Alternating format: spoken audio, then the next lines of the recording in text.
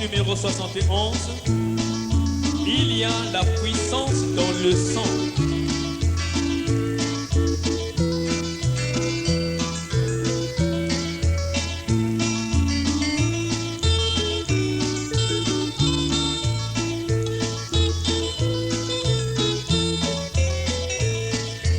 Veux-tu briser tes fardeaux de péché?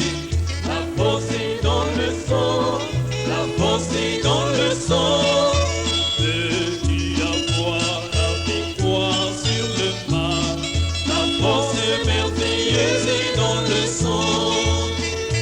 Il y a force, force, merveilleuse force dans le sang de l'agneau.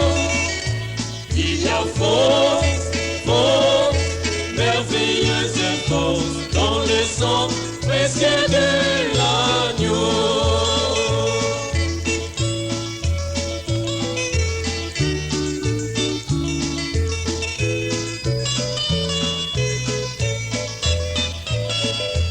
Veux-tu être dans plus grand que tes jeux?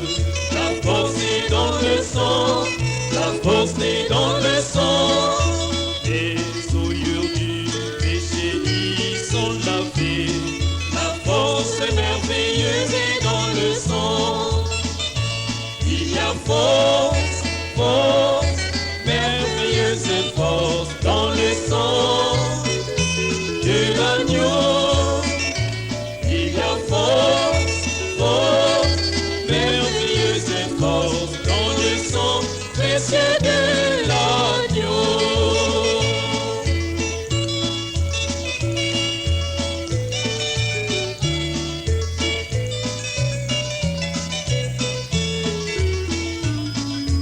Veux-tu briser ta colère et ton orgueil?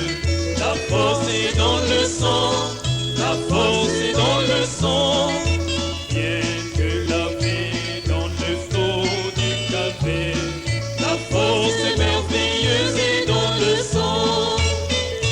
Il y a force, force, merveilleuse force dans le sang de l'agneau. Il y a force, force, merveilleuse force dans le sang précieux de l'agneau.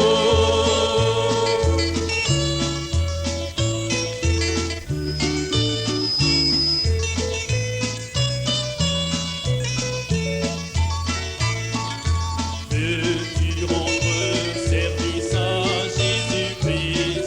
La force est dans le sang, la force est dans le sang. Veux-tu vivre et chanter ses louanges?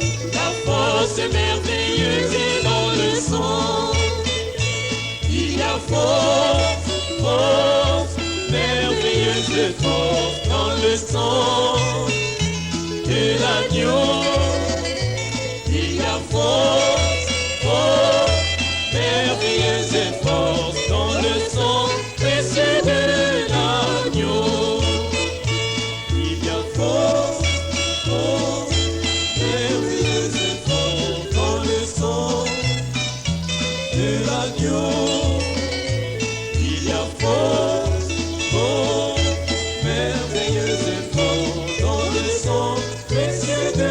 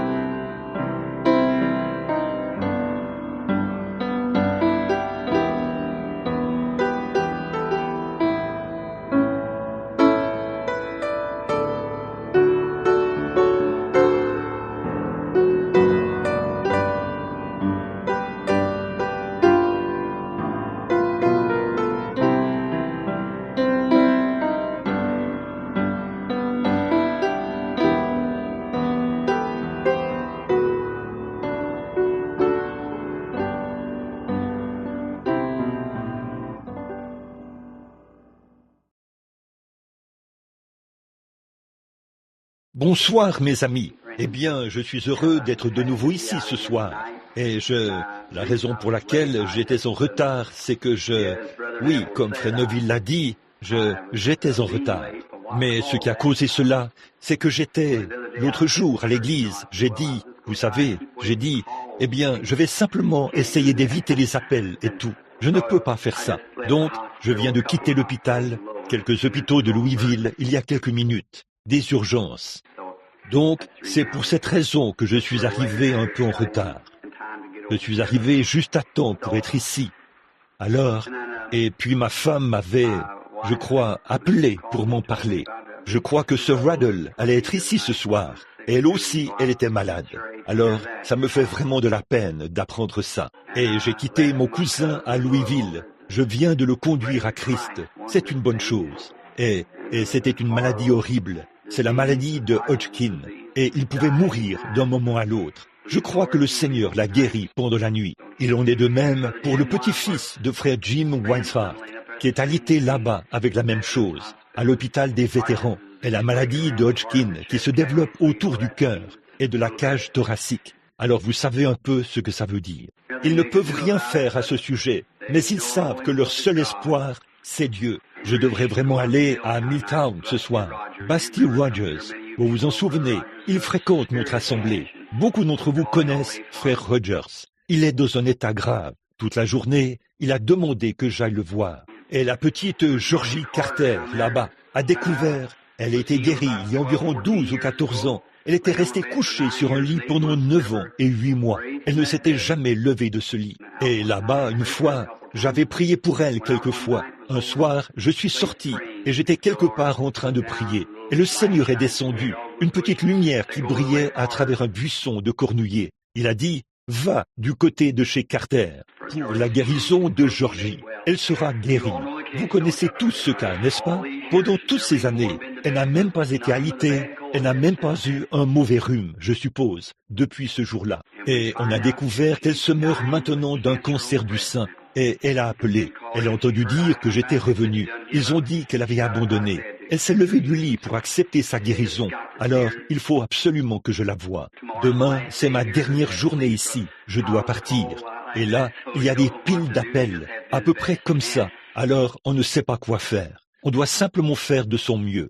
Mais la chose principale, comme le frère l'a dit, la chose principale à faire, c'est qu'il faut tout abandonner pour avoir sa communion avec Jésus-Christ. Tout abandonner. Parce que, après tout, on se met à s'observer les uns les autres. Et là, on s'éloigne de Christ. Voyez-vous, je préférerais passer beaucoup de temps à communier avec lui, afin de pouvoir aider les autres. Pas vrai? Alors, c'est bon d'être ici ce soir, pour cette petite réunion de prière, pour laquelle nous nous rassemblons ici, le mercredi soir. Et j'avais oublié de lui dire que j'allais enseigner ce soir. Alors ici, il faut que je vienne ici ce soir et que j'aborde un sujet. Alors, quand j'étais en route pour venir ici, avec les lumières dans ma voiture, j'ai choisi quelque chose ici, que j'avais enseigné comme une leçon d'école du dimanche, il n'y a pas longtemps, dans l'Épître aux Hébreux, pour ce soir. Je crois que la dernière fois que j'ai donné une leçon d'école du dimanche ici, avant de partir outre-mer, j'étais dans Hébreux, chapitre 10. Je me souviens d'avoir lu, et je l'ai noté ici, le verset 18, pour dimanche prochain. Et ce dimanche prochain n'est pas encore arrivé. Alors, peut-être que nous allons commencer à partir de là, ce soir, pour notre leçon de ce soir. Que le Seigneur vous bénisse, et n'oubliez pas ces gens dans vos prières. Une dame vient de me dire, il y a quelques instants, alors que j'entrais, un vieil ami à moi, dans l'hôpital, ou à l'hôpital plutôt, il vient de subir une opération. Bill Grant, de la police ici, un bon ami à moi. Il imprime ses photos et tout. Il est à l'hôpital, un cas urgent. Et j'ai rencontré le frère de frère Slaughter là-bas. Jim m'a dit, je crois, qu'il avait été à l'hôpital 2 fois. Oh, il y a de la maladie partout, vous savez. Il n'y a pratiquement pas de fin à ça. Mais il a dit, vous savez, je me suis souvent demandé, quand Moïse a conduit les enfants d'Israël dans le désert, quand il les a fait sortir, il y avait environ 2 millions de personnes. Ça, ce sont les jeunes et les vieux, tous ensemble. Et il les a conduits pendant 40 ans dans le désert. Là, réfléchissez à ça. Comment, bon, là-bas, sans le système sanitaire que nous avons aujourd'hui. Et ils avaient des jeunes, beaucoup de jeunes là-bas. D'après vous, combien de bébés naissaient par nuit, avec 2 millions de personnes? Et là, sans compter toutes les personnes âgées, et les infirmes, et tout. Et il les a conduits pendant 40 ans, sous la conduite de Dieu, dans le désert pendant 40 ans. Et quand ils sont sortis, il n'y en avait pas un seul d'entre eux qui était faible. N'aimeriez-vous pas regarder dans la sacoche de médicaments du docteur Moïse ce soir, pour voir ce qu'il y avait là-dedans, pour les garder en bonne santé? Aimeriez-vous tous regarder ça? Je peux vous la montrer. Nous allons revenir là, maintenant, dans Exode, et je vais montrer où... Voici sa pharmacie. Je vais vous montrer ce qu'il a dit ici. Je vais regarder dans sa sacoche de médicaments et je vais voir ce qui est dit. Quand un bébé était sur le point de naître, quand quelqu'un avait une crise d'appendicite ou avait attrapé la tuberculose ou quelque chose comme ça, voici l'ordonnance que Moïse lisait. Je suis l'Éternel qui te guérit. C'est la seule chose qu'il avait. Je suis l'Éternel qui te guérit. Eh bien, c'est la seule chose qu'il avait. Ah oui, c'est suffisant, n'est-ce pas? Moïse a dit, maintenant l'Éternel est celui qui t'a guéri. Ils ont simplement prié pour cette personne et elle a été guérie. Et savez-vous, une autre chose qui est arrivée pendant cette période passée dans le désert? Ils n'avaient même pas besoin de chaussures neuves quand ils sont sortis. Et leurs vêtements ne s'étaient même pas usés. 40 ans dans le désert, avec un seul médicament, une seule ordonnance. Je suis l'Éternel qui guérit toutes tes maladies. Et il l'a fait, parce qu'ils l'ont pris au mot, et ils ont été délivrés de toutes. Souvenez-vous, là, ils avaient été enseignés, ils avaient été avec les Égyptiens, qui étaient les gens les plus intelligents. Aujourd'hui, nous n'avons pas de médecins aussi intelligents qu'ils l'étaient. En effet, il y a des choses qu'ils ont faites qui montrent que nous n'en sommes pas encore arrivés là, dans le domaine de la science. Par exemple, les Égyptiens ont construit, il y a seulement quelques jours, je suis passé près du Sphinx, là, pour voir combien grosse était cette chose. Et ces pyramides, eh bien, là-haut, d'une hauteur d'un pâté de maison, dans les airs, il y a des tonnes. Il y a de gros blocs de pierre là-haut, presque aussi gros que ce tabernacle. Aujourd'hui, ils ne pourraient pas les placer là-haut, même s'il le fallait. Donc, ils l'ont fait par un moyen quelconque. Et puis, le Sphinx, je pense qu'il faut 16 wagons plats pour y poser sa patte. Qu'en est-il de son corps? Et c'est très haut dans les airs, là. Comment ont-ils réussi à monter ça là-haut?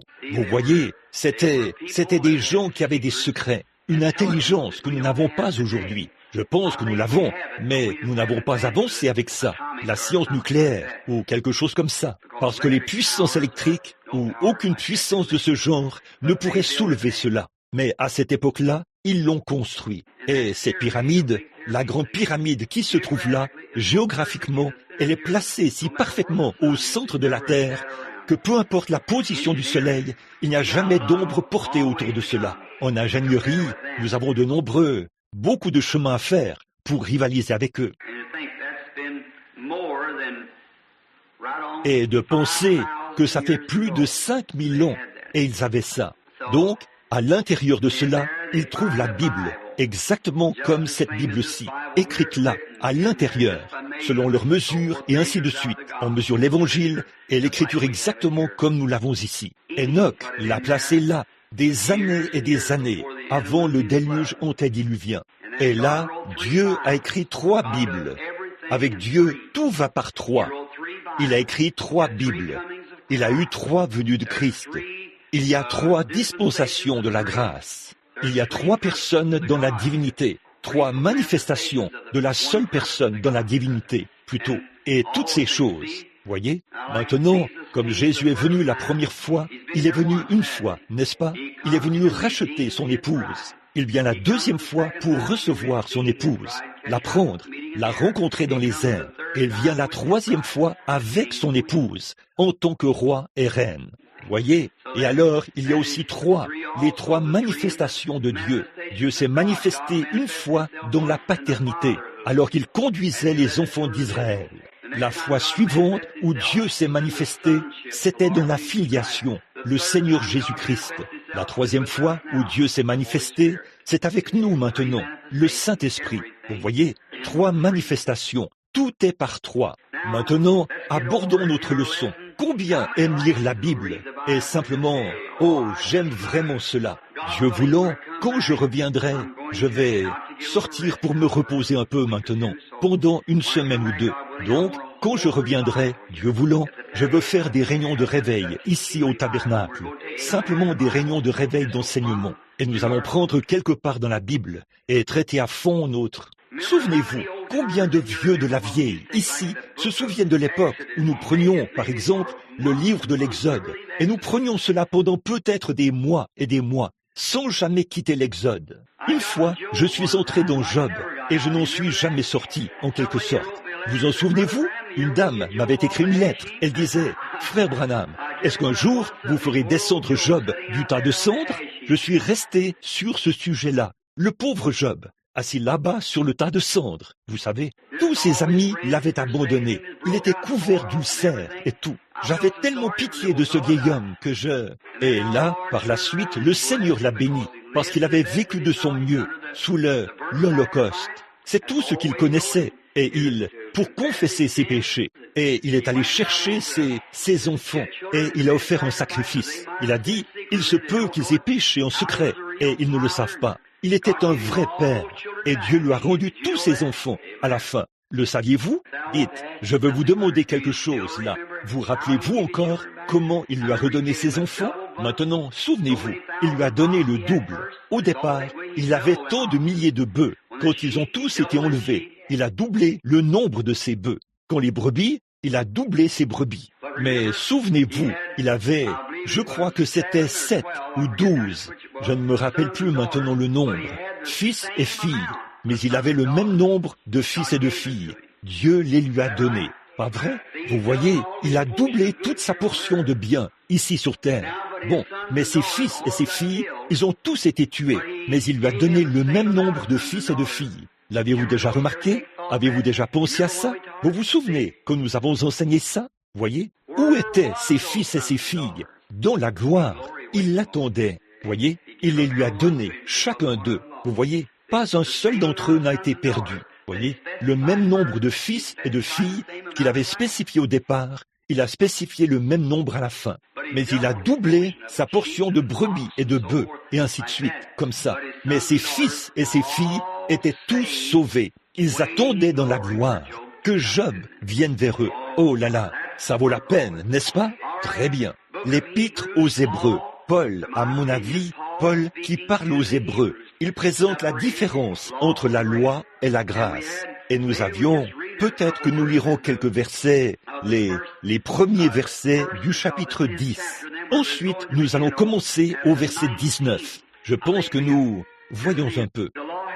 La loi qui possède une ombre des biens à venir et non l'exacte représentation des choses ne peut jamais, par les mêmes sacrifices qu'on offre par perpétuellement chaque année, amener l'assistant à la perfection.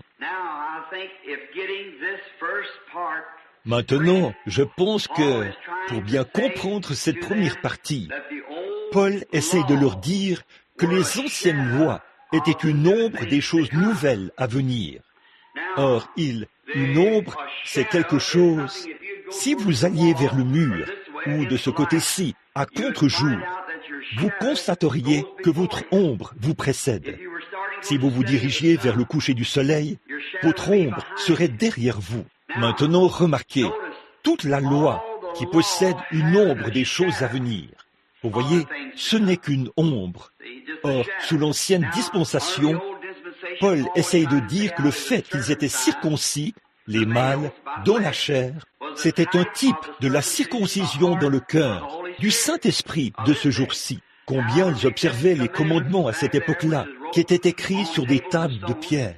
Dans les derniers jours, Dieu a dit qu'il les écrirait sur les tables de chair de notre cœur. Or, le seul moyen à cette époque-là, il savait que c'était mal de « tu ne déroberas point ». Il fallait qu'il le voie dans les commandements. Et la loi a été ajoutée pour apporter la réconciliation. En effet, s'il n'y a pas de loi, eh bien, s'il n'y a pas de loi, il n'y a pas de péché. En effet, si ce n'est pas mal, s'il n'y a pas de loi dans cette ville qui dit que vous ne pouvez pas griller un feu rouge, que vous ne pouvez pas faire ceci, eh bien, si vous grillez un feu rouge, vous n'avez pas mal agi. parce qu'il n'y a aucune loi qui dit cela. Donc, la loi a produit la colère, ou a mis en lumière le péché. Vous voyez, ils faisaient toutes ces choses avant la loi. Et ce n'étaient pas des péchés, parce qu'il n'y avait aucune loi qui déclarait que c'était des péchés.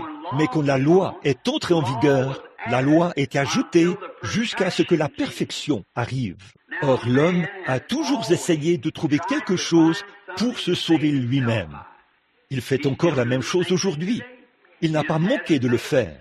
En Inde, la semaine dernière, il y a des gens qui sont venus, qui étaient complètement aveugles, en ayant regardé le soleil, pour essayer de trouver la paix de l'âme. Certains d'entre eux, dont les ongles ont poussé du dos de leurs mains, comme ça, pour essayer de trouver la paix de l'âme. Ils disent qu'ils n'ont jamais baissé leurs mains, qu'ils l'ont gardée levée pendant 40 ans, pour essayer de trouver la paix. D'autres avaient presque les pieds complètement brûlés, parce qu'ils avaient marché sur des charbons ardents, pour essayer de trouver la paix, pour apaiser leur Dieu. Ils s'étendent sur du verre, et ce ne sont que de vieilles bouteilles brisées et tout. Ils s'étendent sur des planches à clous et tout ça, pour essayer de trouver la paix. Et il n'y a pas de paix pour eux, parce que tout ça, c'est de l'idolâtrie. Et nous ici, en Amérique, nous ne voulons pas traverser la rue à pied pour trouver la paix de l'âme, le véritable Dieu vivant.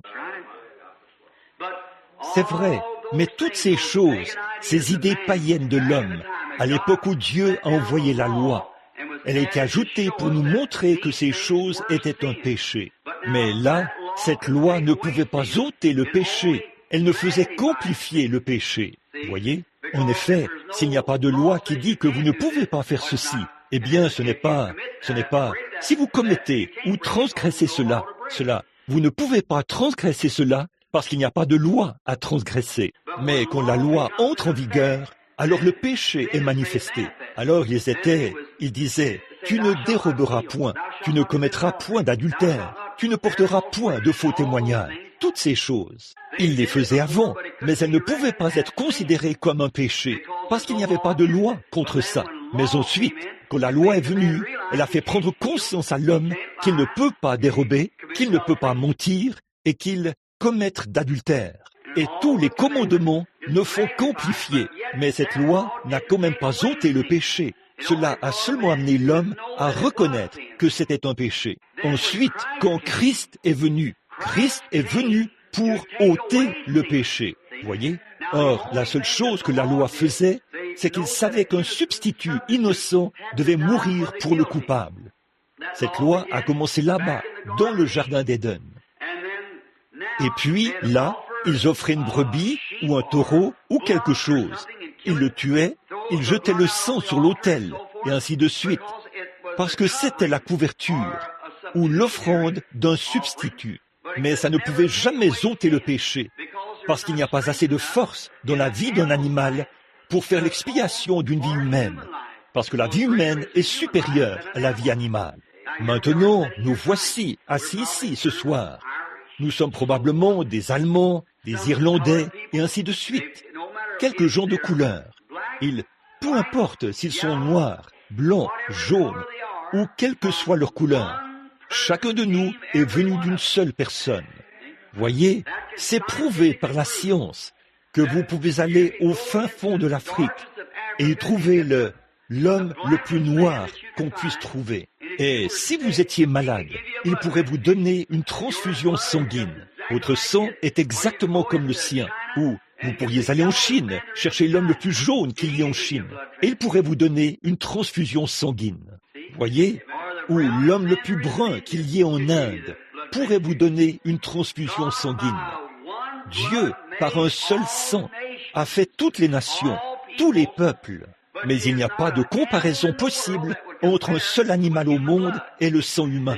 Voyez, le sang animal, chaque sang est différent, mais le sang humain est le même. Eh bien, si cela ne dément pas l'idée de certaines de ces personnes qui parlent et qui enseignent à l'école ici, que nous avons évolué à partir de la vie animale. Si c'est le cas, alors l'animal pourrait donner une transfusion sanguine à l'être humain. Mais le sang, la vie humaine, c'est la même chose. Mais la vie animale, certains d'entre eux sont comme un serpent, il est à sang froid. Un poisson, il est à sang froid. Mais bon, L'ours, le wapiti ou le chien ou le cheval, ils ont un sang différent. Ni l'un ni l'autre, aucun d'eux ne pourrait donner une transfusion sanguine à l'autre, parce qu'ils sont tous différents. Mais l'être humain, c'est pareil. Alors, par l'offrande de sang animal, c'était seulement un substitut sous la loi, jusqu'à la venue de Jésus, qui n'était né d'aucun homme. Aucun homme sur cette terre n'était son père. Il avait une mère, et sa mère était une vierge, la Vierge Marie, une jeune fille d'environ 18 ans. Et le Saint-Esprit l'a couverte de son ombre, étant Dieu le Père lui-même. Et il a créé, celui-là même qui a créé le monde par la parole. Il a simplement parlé. Vous savez, dimanche, nous avons abordé cela. Quand Dieu parle, il doit en être ainsi. Il n'y a absolument aucun moyen d'y échapper. Dieu dit qu'il y est, et il doit en être ainsi. Rien. La parole elle-même. Et la parole était une pensée. Dieu, une parole est l'expression d'une pensée. Dieu l'a pensée dans son esprit et l'a créée par la parole. Et nous avons la foi dans notre cœur, la foi de Dieu dans notre cœur. Et nous pouvons voir cela clairement. Cela devient une foi. Et ensuite, nous prononçons la chose. Et elle commence à exister. La même chose, parce que la pensée de Christ est dans l'homme. C'est ce qui produit les guérisons et tout. Quand vous recevez cette révélation parfaite, c'est ce que vous faites. Alors, vous savez comment marcher. C'est ça. Parce que ça, c'est la marche chrétienne. Bon, mais le sang des animaux n'ôtait pas le péché. Alors, quand Jésus est venu, étant Dieu lui-même manifesté en chair, son sang ne venait pas du sang d'un autre homme. Chacun de nous, chaque prophète, chaque grand homme, c'était du sang humain. Mais cet homme avait du sang divin. Dieu lui-même a créé la cellule sanguine. Et la personne, vous venez d'une seule cellule sanguine. Si jamais vous regardez ça avec une lentille, je l'ai fait il y a quelques semaines. Et la reproduction des animaux, de sorte que ou du bétail, il y a des dizaines de milliers de germes là-dedans. Et ces germes, de petites cellules sanguines, se joignent. Et dans l'être humain ordinaire. Mais dans ce cas-là, Dieu lui-même a créé cette cellule sanguine, sans aucune intervention humaine. Et de là est sorti son propre Fils, Jésus-Christ, en qui Dieu lui-même a habité, faisant de lui Emmanuel sur la terre. Voilà le tableau. C'est ce que vous devez croire pour être sauvé. Et alors, Jésus, gratuitement, il n'avait pas à le faire, mais gratuitement, avec l'amour dans son cœur pour son prochain. Il est mort au calvaire et a versé ce sang, avec les péchés du monde sur lui. Il a porté nos péchés au calvaire sur lui-même. Or, il ne s'agit pas de ce que je peux faire. La question n'est pas de savoir si je suis bon ou pas. La question est de savoir si lui, il était bon. Je ne pourrai jamais être assez bon pour y arriver. Vous ne pourrez pas être assez bon pour y arriver. Si jamais vous y arrivez, vous vous tiendrez là par les mérites de Jésus-Christ. Je vais vous dire ça maintenant, parce que vous ne pouvez rien faire d'autre. Mais Dieu a transféré tous nos péchés sur lui, et il est mort. Et parce qu'il est mort pécheur, la Bible dit, son âme est allée dans le séjour des morts. C'est vrai. Et pendant qu'il était là, il a prêché à ceux qui étaient en prison, qui ne s'étaient pas repentis lorsque la patience se prolongeait au jour de Noé. Mais il n'était pas possible qu'il laisse son corps voir la corruption, ni qu'il abandonne son âme dans le séjour des morts. Et le troisième jour, il est ressuscité pour notre justification. Cela nous montre que, comme nous confessons la foi que nous avons en lui, et que nous sommes nés de nouveau de l'Esprit, qu'aussi sûr qu'il est sorti de la tombe, nous ressusciterons aussi à sa seconde venue. Oh, quelle espérance parfaite! Oh, quand on voit les religions du monde et leurs superstitions, et ensuite on voit que notre salut est notre ferme espérance, fondée sur un principe fondamental. Tous les démons de l'enfer ne peuvent ébranler cela. On peut les voir déployer leur beauté. La religion bouddhiste est une belle religion. La religion hindouiste est une belle religion. Mais frères, ils sont aussi dépourvus de la vie qu'il est possible de l'être. Où se trouve la vie? La vie se trouve dans le sang. Le sang, c'est la vie. Et c'est le seul homme qui pouvait verser le sang qu'il faut, parce qu'il était le sang de Dieu lui-même. Et il a versé le sang qui nous a rachetés, vous et moi. Donc, notre salut repose en Jésus-Christ, en ce qu'il a fait pour nous au calvaire. Peu importe le niveau de notre bassesse, combien nous devenons immoraux, combien nous devenons corrompus, quand nous regardons au calvaire, avec un cœur sincère, et que nous confessons nos péchés là-bas, au calvaire, ça règle la question. C'est vrai, dès que votre confession sort de vos lèvres, Dieu est dans l'obligation de vous répondre. C'est vrai, oh, quand j'y pense. Oh, ce n'est pas étonnant que Paul ait dit, l'autre jour, j'étais là, dans la pièce où on lui a coupé la tête, et qu'on l'a jeté dans un caniveau. Je me suis dit, juste avant, il a dit, ô mort, où est ton aiguillon? Tombe, où est ta victoire? Mais grâce soit rendue à Dieu, qui nous donne la victoire par notre Seigneur Jésus-Christ. Vous voyez, ça repose simplement. Oh, c'est de ça que j'aime parler. Écoutez, quelques-uns des jeunes, vous êtes peut-être jeunes, et cela peut être fragile, au point que vous ne le remarquez pas vraiment. Mais attendez encore un peu, jusqu'à ce que vous soyez étendus là, à l'hôpital, et que le médecin dise qu'il ne vous reste plus que 2 jours à vivre, ou 2 heures. Attendez juste un peu, jusqu'à ce que le cœur commence à manquer ce battement, et que vous sentiez que cela aura raison de vous. Oh frère, alors vous chercherez de toutes vos forces. Que représentera votre vie alors? C'est terminé. Attendez que les cheveux commencent à grisonner sur votre tête, et que vous vous rendiez compte que vous faites face à une éternité sans fin, là-bas, et que cette âme qui vit maintenant à l'intérieur de vous se détache comme une dent qu'on arrache, qui est tirée de vous comme ça, pour aller quelque part, et vous ne savez pas où vous allez. Vous feriez mieux d'y réfléchir maintenant, et de régler la question maintenant. En effet, il se peut que vous partiez rapidement, comme ça, sans même avoir la possibilité de vous repentir. Alors, mettez-vous en règle maintenant. Pour le peuple américain, il n'y a aucune excuse. Ces païens là-bas, en Afrique du Sud et en Inde, très loin là-bas, ils se lèveront au jugement et condamneront cette génération, parce que nous avons la lumière, et l'évangile, et les églises, et les bénédictions, et tout ici, et nous refusons d'accepter cela. C'est là que réside le problème, mon ami. Maintenant, je le dis abruptement, parce que c'est pour votre bien, vous voyez, parce que vous devez faire cela.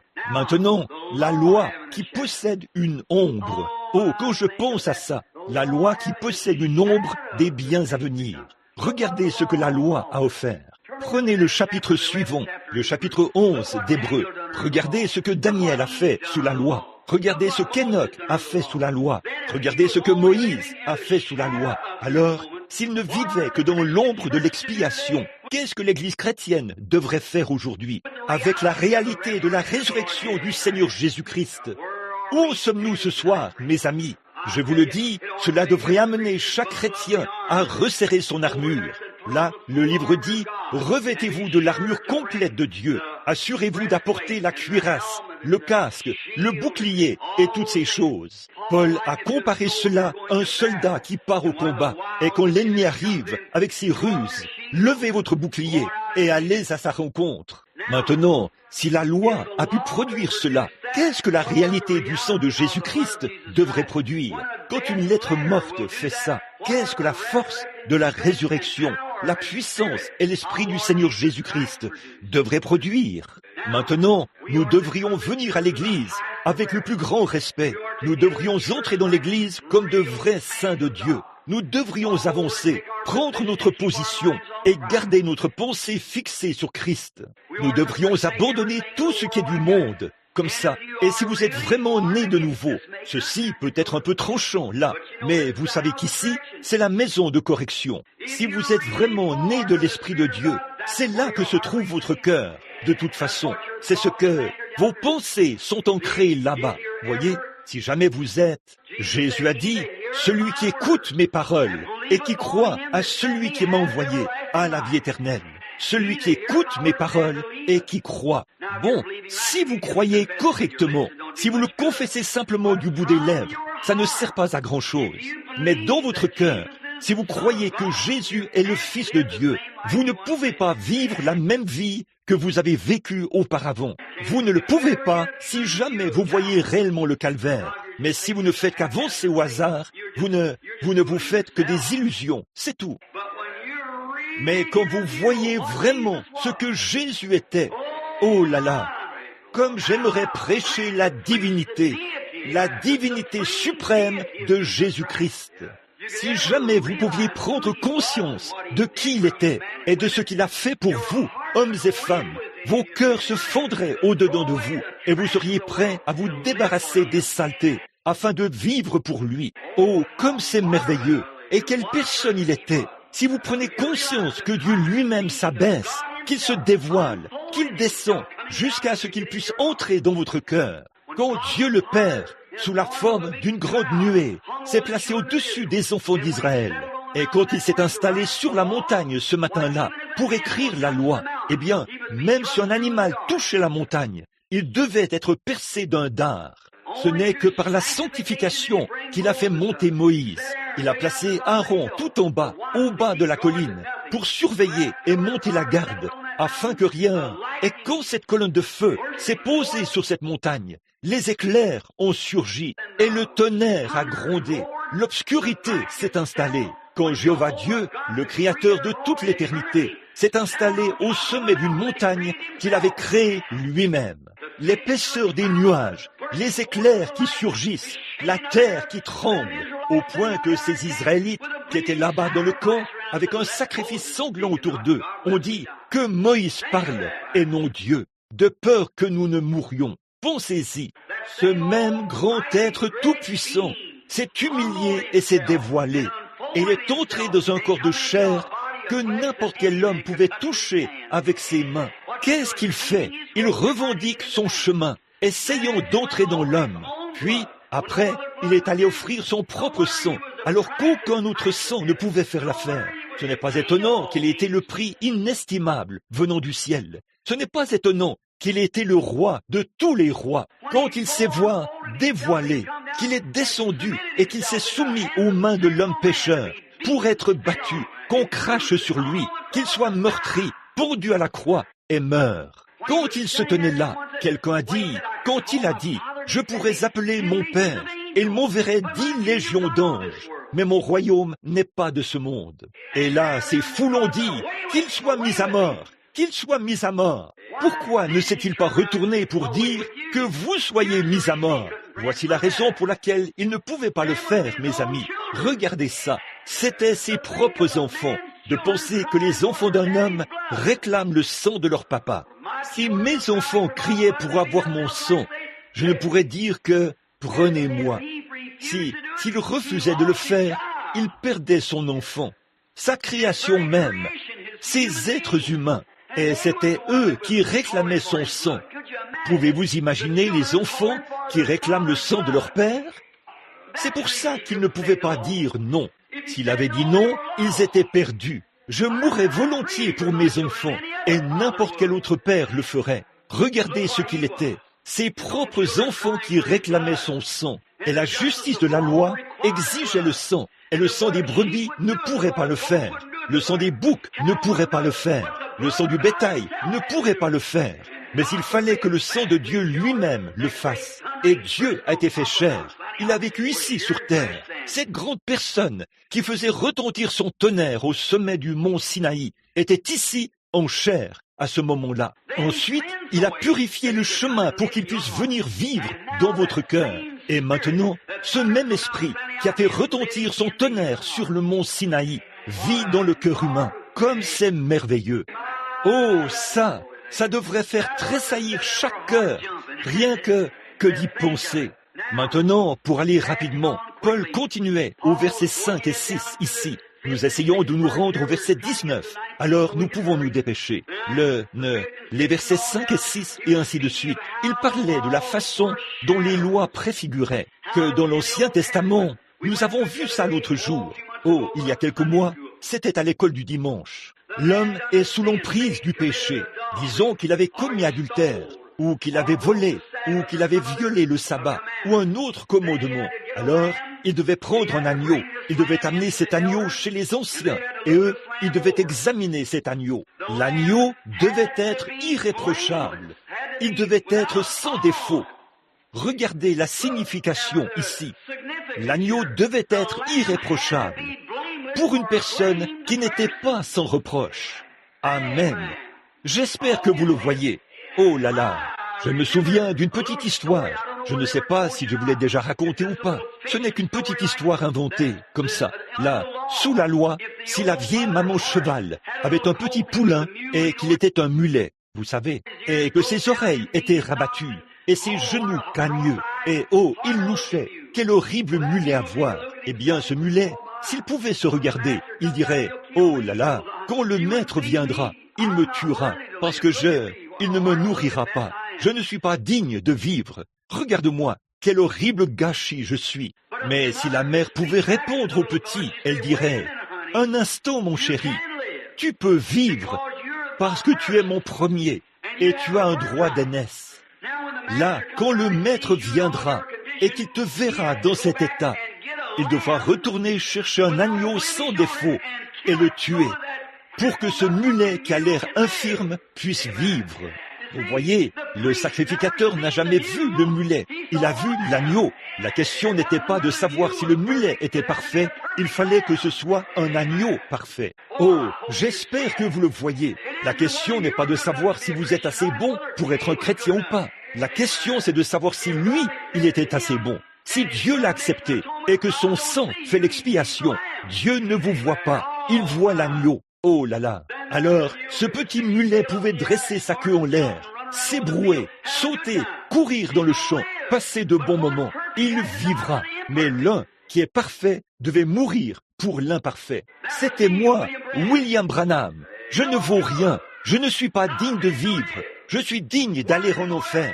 Né dans une famille pécheresse, élevé comme un pécheur. Je ne vaux absolument rien. Il n'y a rien de bon en moi. C'est vrai. Mais un jour, j'ai accepté. Alléluia. Quand Dieu abaisse les regards vers Christ et que Christ a pris ma place là, Dieu ne me voit pas. Il voit celui qui est parfait. Donc, tant que je suis ici, en lui, je suis alors amené à la perfection, pas par moi-même. En lui, pas ma perfection. Je n'en ai pas du tout. Vous n'en avez pas du tout. Mais c'est sa perfection. Par conséquent, Jésus ne s'est pas trompé quand il a dit « Soyez donc parfait, comme votre Père Céleste est parfait. » Et comment un être humain pourrait-il être parfait? Il pourrait être parfait par sa foi parfaite, en se reposant en lui et dire « Il a payé le prix pour moi. Jésus a tout payé et je lui dois tout. » Le péché avait laissé une tache cramoisie. Il l'a lavée et rendue blanche comme neige. Oh, ça fait de nous tous des méthodistes qui poussent des cris, n'est-ce pas? Quand on y pense, je crois en cela. Je crois à une expérience à l'ancienne mode qui vous fait pousser des cris. Oui, monsieur, si les enfants reçoivent la bonne sorte de vitamines, ils se sentent toujours bien, vous savez ce que je veux dire. Nous avons besoin de vitamines spirituelles dans les églises aujourd'hui. Ne pensez-vous pas? Ça me rappelle un fermier, une fois. Il avait une vieille petite. L'un des fermiers, il avait une grange, et il avait tout l'équipement agricole qu'il faut, dont il avait besoin pour faire son travail. Des tracteurs et tout. Mais il était trop paresseux pour cultiver sa terre. Alors il a simplement laissé les mauvaises herbes pousser sur sa terre. Et quand l'automne est arrivé, la seule chose à faire, c'était de couper les mauvaises herbes et les mettre dans la grange. Et il y avait un autre fermier. Il n'avait pas une grange aussi belle, mais c'était un homme intelligent et il était actif, il était assidu et il travaillait parce qu'il voulait nourrir son bétail. Il a récolté du bon trèfle et de la luzerne et il a mis cela dans sa grange. Dans les deux fermes, il y avait un petit veau né chaque année. Cette année, et là le petit veau là-bas dans l'autre grange. Il fallait qu'il se nourrisse de mauvaises herbes, mais il avait une belle grange. Et l'autre petit veau, sa grange ne valait pas grand-chose, mais il avait quelque chose à manger. Ça me fait penser à certaines de ces églises, là. On voit ces endroits grandioses, immenses, très hauts et splendides, vous savez, avec des orgues à tuyaux de $1000, de milliers de dollars, je veux dire, et des fauteuils rembourrés et tout. Mais y a-t-il quelque chose à manger? C'est ça qu'il faut voir. Vous allez dans une petite mission quelque part, vous savez, et il se peut que vous trouviez beaucoup de choses là-dedans, vous savez, des vitamines spirituelles. Dieu a ces vitamines pour vous aider. Remontez votre esprit, vous revigorez un peu. Ça, c'est la prédication de l'Évangile. Alléluia. Si cela ne revigore pas l'Église, il n'y a rien qui puisse le faire. La foi vient de ce qu'on entend, et ce qu'on entend vient de la parole. Quand j'apprends que Jésus est mort pour moi, je dis, ça règle la question. Gloire à Dieu, je suis en sûreté maintenant. parce que je suis en lui. Il m'a accepté, c'est vrai, il m'a choisi, il vous a choisi. Chacun de vous ici, qui êtes chrétien, Jésus vous a choisi. C'est à vous, très bien, il vous a reçu. Ce petit veau, l'un d'eux, s'était retourné. Il avait été dans cette grande et belle grange, avec des étagères de 14 carats, vous savez, et les stalles et tout. Quand il est sorti, le pauvre petit pouvait à peine marcher. Vous savez, il était tellement faible, après avoir mangé ces mauvaises herbes tout l'hiver. Alors l'autre, il sortit de la grange pour aller dans le champ, vous savez, et le vent chaud soufflait, et le vent l'a presque fait tomber. Il était si faible. Et de l'autre côté, ce fermier a fait sortir son petit veau, et, oh, il était tout gras et rondouillard, vous savez. Oh, il était en bonne forme. Quand il est arrivé à l'extérieur, il s'est mis à sauter en l'air, à caracoler, vous savez. Il avait une bonne et grande réunion pentecôtiste. Il sautait partout là-bas. Vous savez ce que ce petit veau a fait? Celui qui était dans la grande grange, qui avait toutes les belles choses. Vous savez, il a regardé, il a jeté un coup d'œil à travers une fente, et il a dit « Tss, tss, tss, tss, quel fanatisme! Quel fanatisme !» Ce petit se sentait bien. Ce n'est pas étonnant qu'il puisse sauter. Il était bien engraissé. Il se sentait bien. C'est comme ça que ton homme reçoit vraiment ses vitamines spirituelles. La maison de Dieu, il va là-bas, et son âme se nourrit de la parole de Dieu. Alors il sait où il en est. Toutes ces anciennes superstitions s'envolent. Et l'adoration du diable et tout le reste, ça disparaît quand on voit que Jésus-Christ est mort à ma place, qu'il a pris ma place là-bas au calvaire. Le pur amour divin entre là. Cela m'amène à mal me conduire aux yeux du monde, de temps en temps. Je me sens vraiment bien à ce sujet, parce que je me bourre de vitamines. Voilà, ces bonnes vieilles vitamines, ici. Bon, Paul a dit que, quand l'adorateur venait et qu'il apportait le petit, s'il avait mal agi, il venait avec ce petit agneau.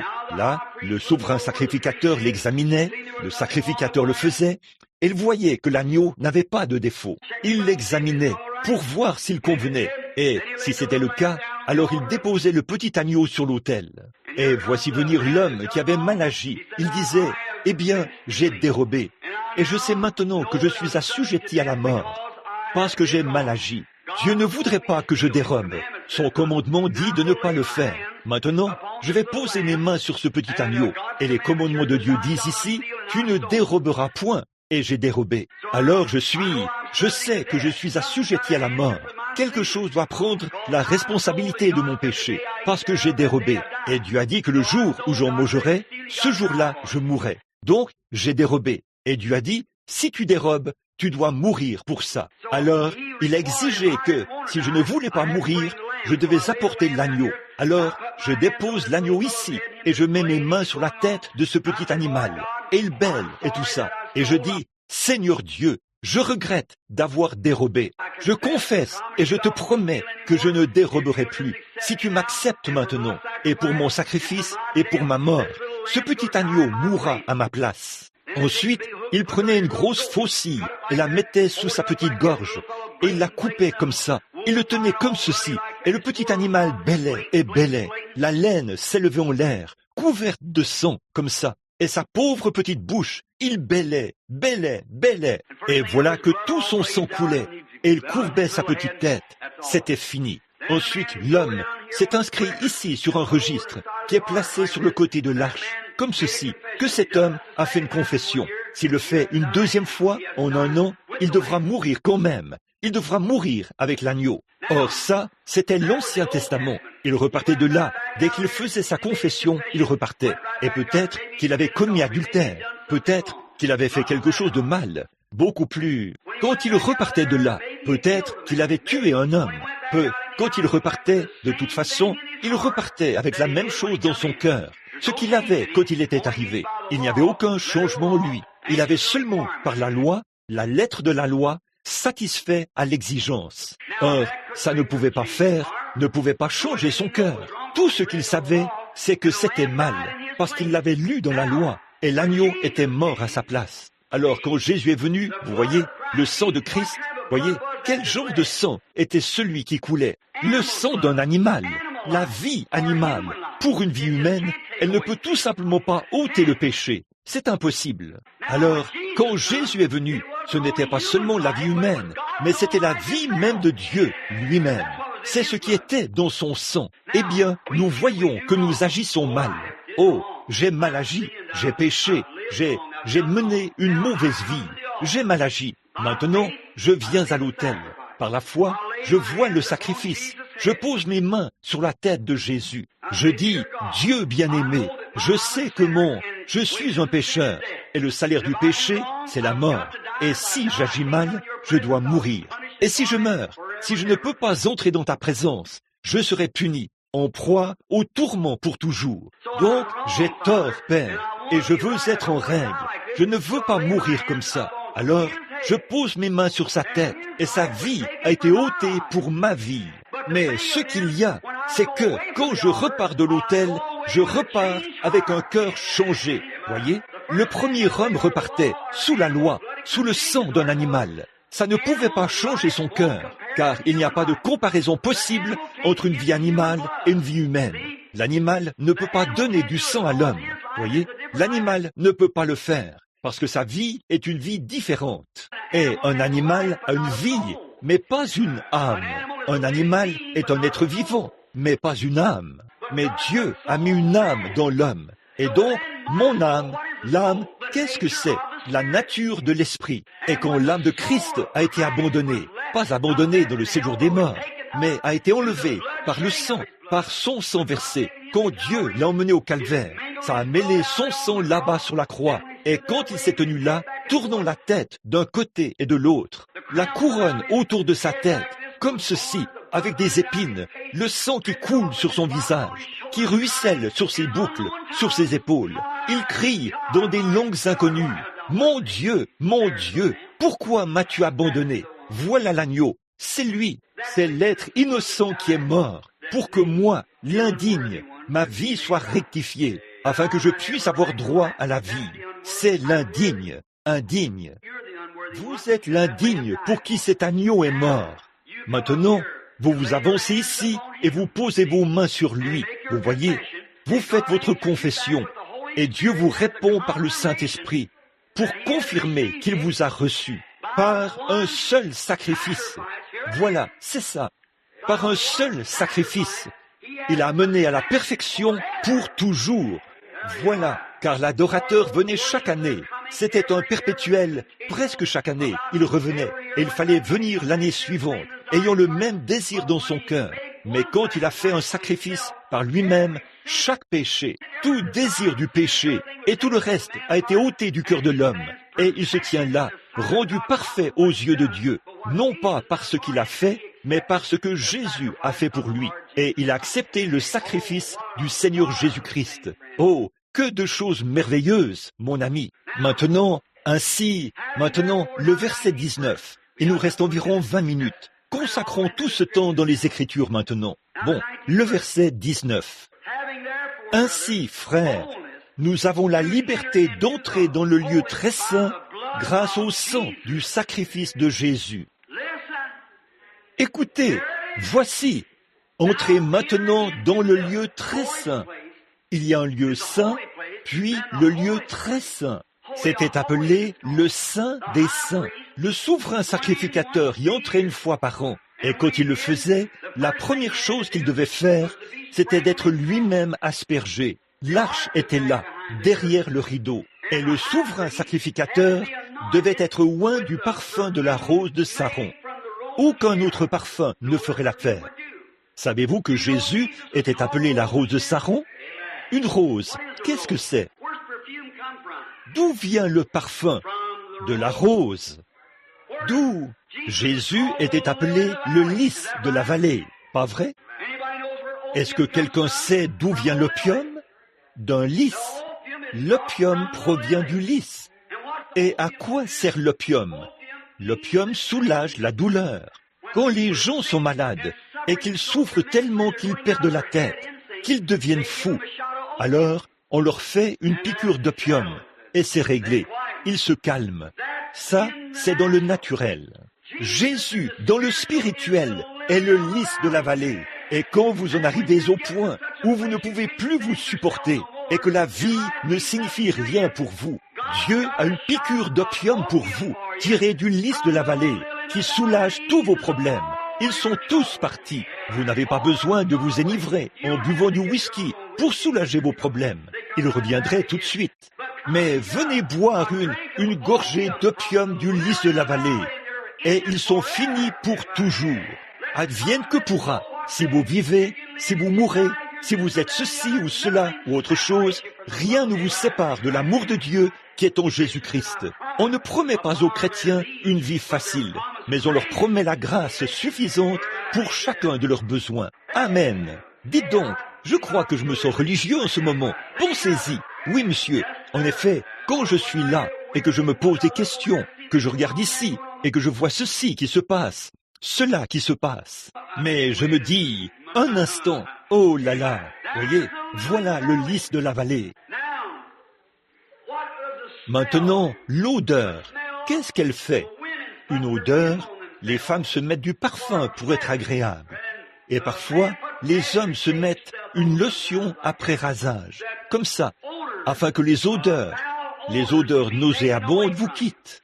Quand vous êtes en présence de quelqu'un, avec des odeurs corporelles ou quelque chose du genre, le parfum sert à enlever cette odeur, afin que vous, en présence de la personne, que vous ne sentiez pas très mauvais. C'est insupportable. C'est ce que les parfums ou le savon contient du parfum, et vous vous lavez avec du savon ou le talc ou quoi que ce soit d'autre. C'est pour ça qu'on les utilise. Maintenant, remarquez, Amen, je me sens bien. Regardez, Jésus a dit, vous voyez, il était la rose de Saron. Et il était offert à Dieu comme une agréable odeur.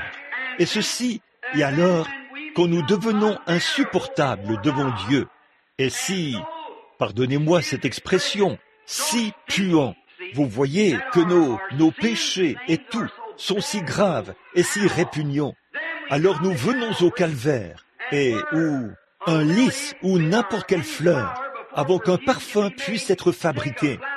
Prenez une fleur, elle est magnifique, un gros lys du matin, ou une rose. La rose de Saron est une fleur magnifique. Pendant qu'elle est vivante, elle est magnifique. Mais pour en extraire une odeur, pour obtenir un parfum, il faut l'écraser. Et on l'écrase et on en extrait le parfum. Vous voyez, Christ, quand il était ici sur terre, il était magnifique. Il a guéri les malades. Il a ressuscité les morts. Sa vie, il n'y avait rien de comparable à cela. Il était magnifique. Mais pour vous rendre comme lui, il était... Quand Dieu a baissé le regard, il a dit, « Celui-ci est mon fils bien-aimé, en qui j'ai trouvé mon plaisir. » Il a dit, « Vos sacrifices me puent au nez, mais celui-ci est celui en qui j'ai trouvé mon plaisir. » Or, il avait trouvé son plaisir. Et pour que Dieu trouve son plaisir en nous, il fallait qu'il soit écrasé au calvaire. Et le péché de ce monde devait faire sortir la vie qui était en lui. Et il est mort en portant les péchés du monde, afin que nous puissions être loin de la rose de Saron. Il était le lys de la vallée. Il était blessé pour nos transgressions, une agréable odeur. C'est par ces meurtrissures que vous avez été guéris. Le lys de la vallée qui nous donne l'opium pour soulager nos maladies et nos douleurs. Quel tableau merveilleux! Or, le souverain sacrificateur, avant de pouvoir entrer dans ce Saint des Saints, la première chose qu'il devait faire, c'était de porter un vêtement confectionné d'une certaine manière. Il ne pouvait pas être confectionné par n'importe qui. Il fallait qu'il soit confectionné par des mains saintes. Cela montrait que nos vêtements... Voilà, je viens tout juste de recevoir cela. Frère, si vous ne portez qu'un vêtement d'église, vous feriez mieux de vous débarrasser de cette chose. Vous ne pouvez pas aller derrière le Saint des Saints. Le vêtement que le souverain sacrificateur portait à l'intérieur, il devait être confectionné par des mains saintes, fait d'une étoffe choisie. Amen. Désigné par Dieu. Voilà, c'est ça. Donc, si vous avez adhéré à l'église et que vous pensez que tout va bien pour vous, vous avez tort. Voyez, il faut que ce soit une robe choisie par Dieu, et nos haillons, imbus de notre propre justice, ne seront pas acceptés dans sa présence. Il faut le Saint-Esprit, qui est la robe de Dieu qui habille le croyant, afin qu'il puisse aller derrière le Saint des Saints. Oh, c'est bon, j'aime ça. Ça, c'en était une nouvelle. Je n'en avais jamais avalé une comme ça auparavant. Mais c'est ça, cette sorte-là, c'est la vraie vitamine. Voyez, il faut le Saint-Esprit. Regardez la parabole de « Il est allé au souper des noces ». Et tout le monde, au souper des noces, devait porter un certain vêtement.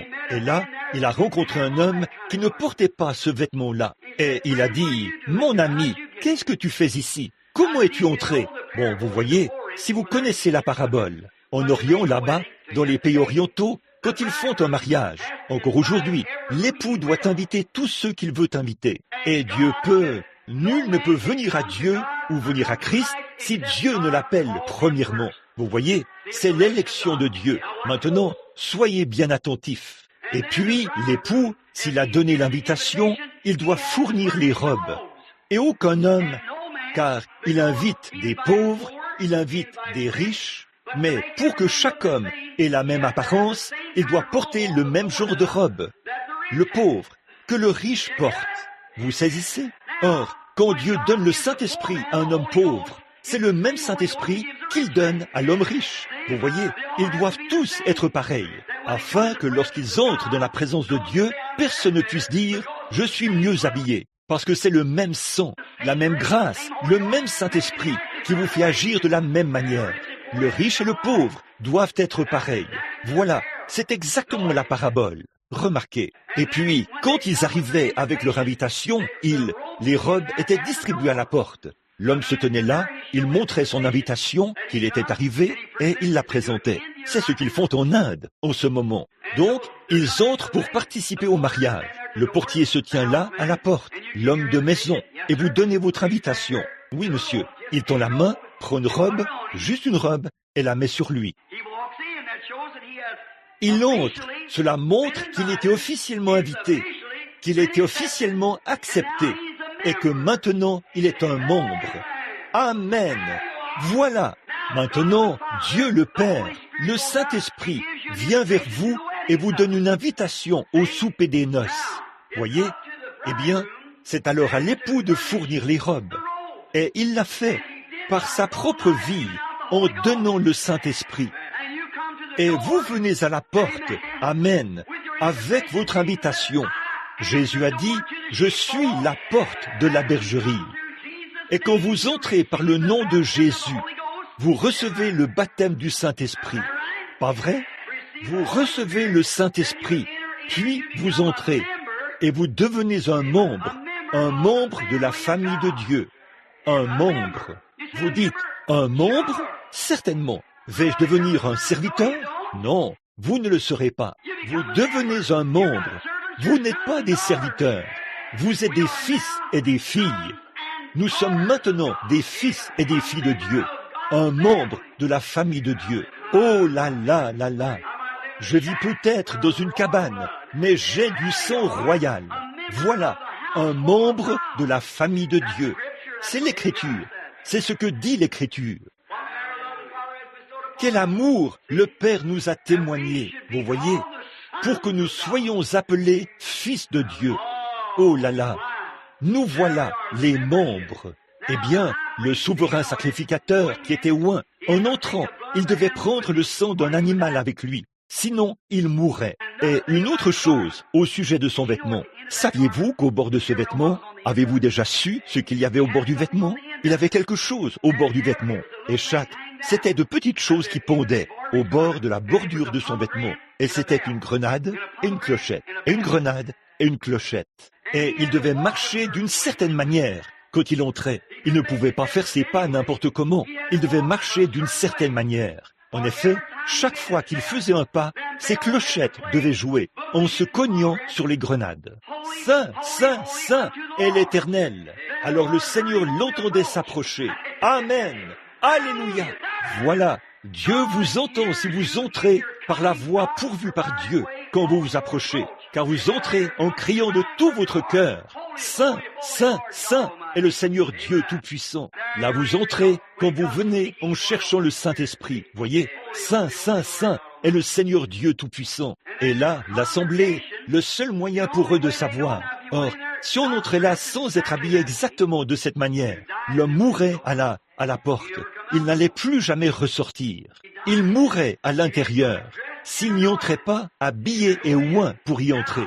Bon, la seule manière pour l'assemblée de savoir si tout allait bien pour lui ou pas. Oh là là, la seule manière dont l'assemblée qui attendait pouvaient savoir si tout allait bien pour le souverain sacrificateur ou pas, ils entendaient le bruit de ses clochettes. Il y avait un bruit à l'intérieur. Et c'est comme ça qu'ils savaient si tout allait bien pour lui ou pas. Je me demande si la même chose fonctionne aujourd'hui. Si vous passez près d'une église et que tout est mort et silencieux, je ne sais pas.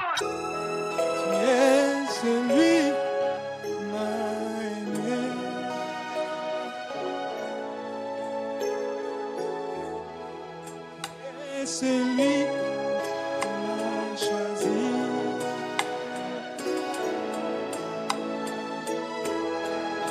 Et celui qui m'a aimé.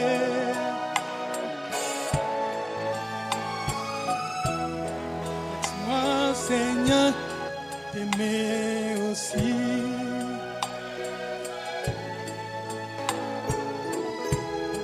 Laisse-moi, Seigneur, te chérir.